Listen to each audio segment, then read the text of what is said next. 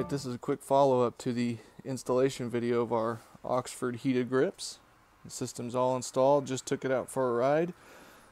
Just want to give you my thoughts and a general impression of it all. So we've got our typical northwestern day, approximately 40 degrees. Starting to get chilly. I'm not seeing a lot of riders out on the road. And you can see that nice film on the road, that wet film, that's going to be here until July. Went out for the ride today and just kind of went into town, did some errands at the shop. And first impressions are they're much thicker than the stock grips. I didn't know if I'd like that or not, and actually you get a little bit of clutch bump into the back portion where the wire runs out. You can see it doesn't go all the way in. You still get full usage out of the clutch. I mean, you really only need to pull it that much, but that's just something I noticed. And with the grips being thicker, I noticed a smoother on throttle.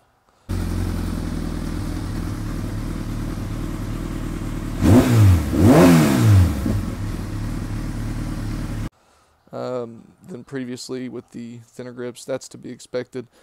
Actually, I really liked them. Now, these are a little stiff. They're very hard grips, and I think the stock grips are a little softer. So if you kind of have white knuckle syndrome, it could fatigue you a little bit more, just that static stress of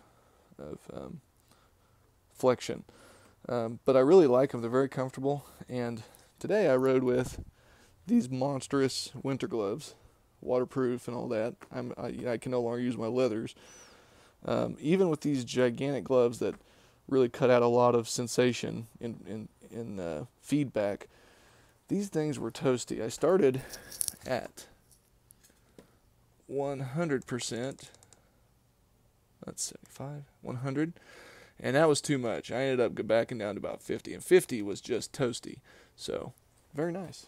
I would recommend tying these into the ignition or the headlights power supply, so that you have an automatic off.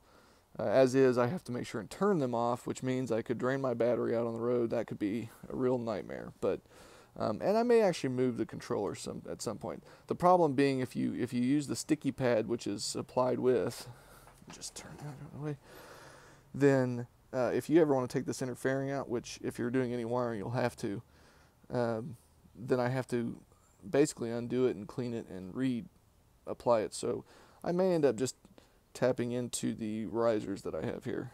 There's a little bolt-on attachment. I was worried about it blocking the RPM or speed, depending on which side I put that on. That's why I didn't do that, but as is, it's pretty good for now.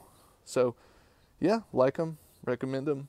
Good for the price. You can get them from anywhere from 60 to 90 bucks, and there's even knockoffs. These are Oxfords.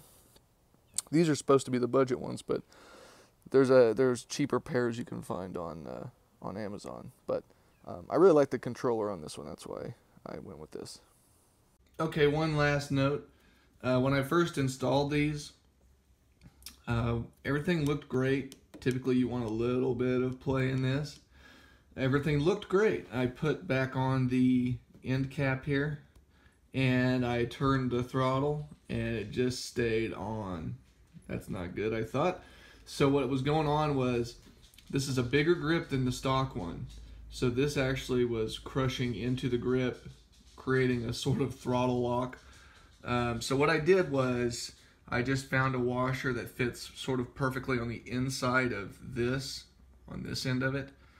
And this gives it the room, no problem. So I didn't like the look of it without the cap, so just a quick note.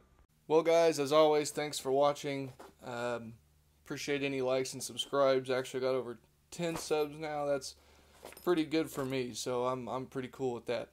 Hopefully this helps you in making any decisions. Oxford makes grips for sports, ATV, cruisers, and touring bikes.